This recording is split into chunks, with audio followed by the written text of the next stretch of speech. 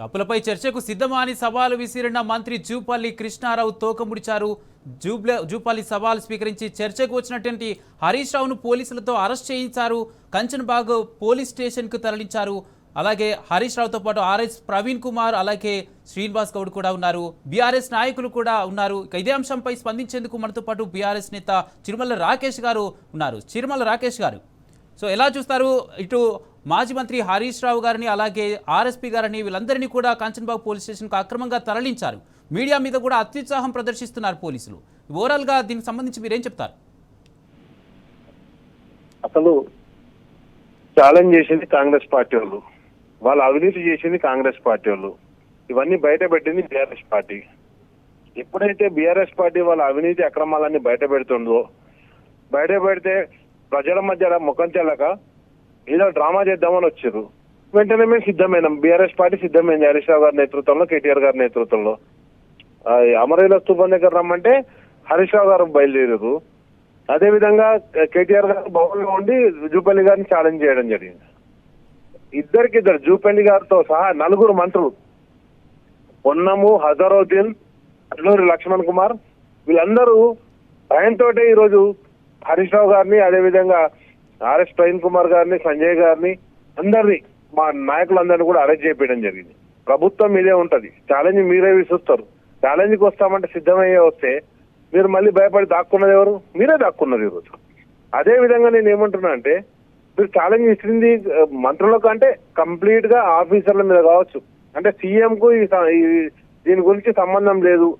ఎందుకంటే సీఎం గారు వద్దని చెప్పిర్రా, మరి అసలు రమ్మన్నారా, లేకపోతే అవినీతి జరిగిందని నిజం తెలుసు కాబట్టి రావడానికి జంకిర్రా? ఎందుకంటే మనం చూస్తున్నాం, మొత్తం సీఎం వాళ్ళు ఉన్న ఆఫీసర్లందరూ కూడా ట్రాన్స్ఫర్ చేసిర్రు.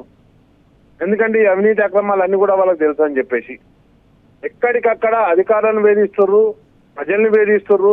రైతు బంధు లాస్ట్ టైం వేయలేదు, 3 దఫాలు రైతు బంధు వేయలేదు. ప్రతి ఒక్క దానికి లెక్కతోటి వస్తున్నాం.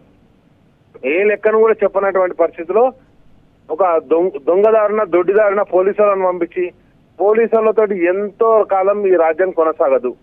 ఈ రాజ్యాంశం తప్పకుండా బీఆర్ఎస్ పార్టీ ప్రజాస్వామ్యబద్ధంగా ఎదుర్కోవడం జరుగుతుంది.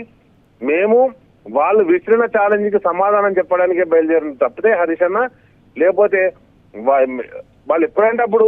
ఇప్పుడు ఆర్ఎస్ ప్రవీణ్ కుమార్ గారు ఏమన్నారు, యాక్చువల్ గా అయితే మనం ప్రెస్ క్లబ్ లో మీటింగ్ పెట్టుకుందాం, ప్రెస్ క్లబ్ లో మేము వచ్చి ఉంటాం, మీరు రండి అన్నారు.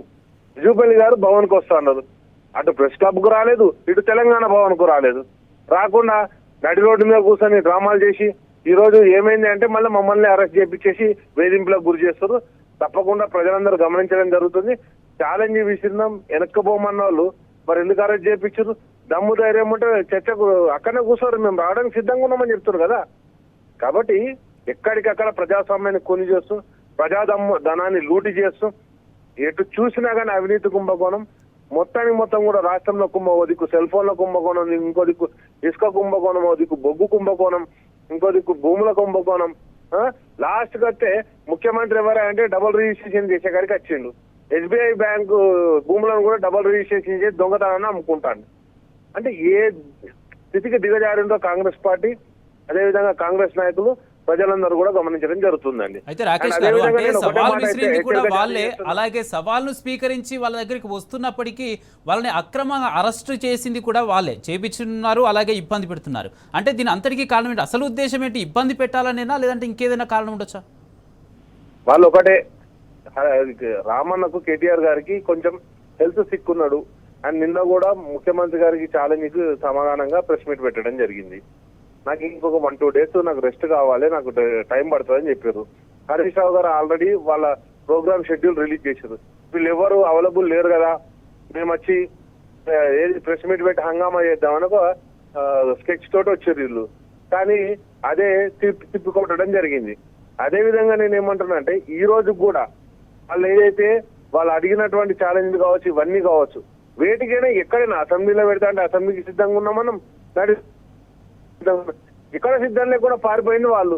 ఏమన్నంటే ఏం చేయాలి, హరీష్ రావు గారిని తిట్టాలి, వెళ్ళిపోవాలి. అదే ప్రోగ్రామ్ పెట్టుకున్నారు. వీళ్ళు ఒక్క సంక్షేమ పథకం గురించో వాళ్ళు చేసిన మంచి పనుల గురించో చెప్పుకోవడానికి సమావేశాలు పెట్టట్లేదు. ఓన్లీ కేసీఆర్ గారిని తిట్టడానికి ఇప్పుడు పెట్టుకుంటున్నారు. ప్రజలందరూ కూడా గమనించడం జరుగుతుంది. రైట్, థ్యాంక్ యూ రాకేష్ గారు.